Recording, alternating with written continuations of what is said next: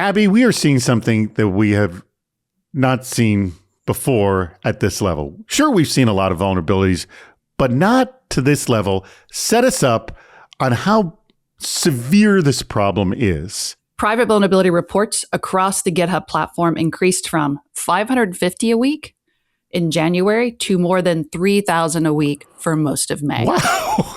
Oh my God, a six-fold increase practically. Repo advisories scaled from 650 a week to more than 5,000 a week. Wow. So vulnerabilities are being identified and reported at a scale GitHub has never seen before. That's increasing, but the way we deal with it is staying the same. Upstream open source software is really where we're talking about these vulnerabilities being identified. The Mythos preview press release, which however we feel about the way that Anthropic handled that, when they rolled out the announcement of Project Glasswing, one of their big achievements was to talk about the fact that they identified a vulnerability that had been out there in FreeBSD, which is 20 plus years old software that was thought to be previously secure. So great. Now AI is identifying even previously unknown vulnerabilities, but it's also identifying vulnerabilities in the open source software packages that we're all collectively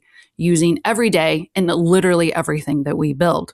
The languages you use to write the software, all open source. Right. Python, Go, Rust, .NET, Java, JavaScript, all open source. All of the little packages that make your software work, the compilers, all of the binaries that you're pulling in, everything we now use is built off of open source. And then the generation of that is also exploding on top of it, given the ease of creating all this code. Yeah, AI code generators are allowing us to bring even more open source in more quickly, because that's where AI is pulling it from. It's pulling those handy little Python TypeScript packages from across the internet. AI is great. I use it all the time. It's a great way to write software really quickly. But it's also increasing the pace, the number of lines of code that's being created, the number of packages, the number of dependencies, the transitive dependencies it's pulling in. It's helpful. It wants to be helpful for you.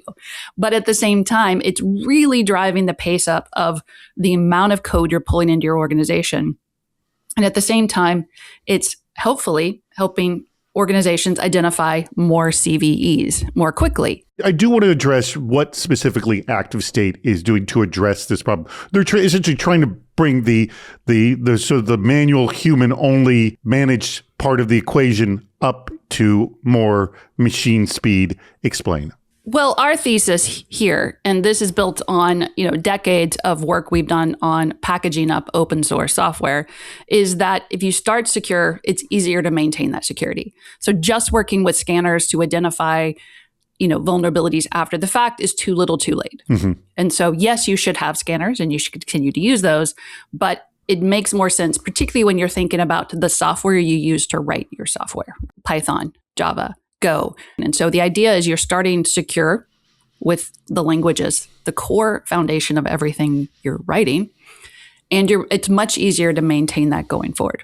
If you want to help, I'm speaking to you, audience, with your software environment and securing stuff at the beginning of the process, especially since you're drowning in open source software, take a look at what they're doing over there at ActiveState. We have the URL right there. Go check them out, activestate.com.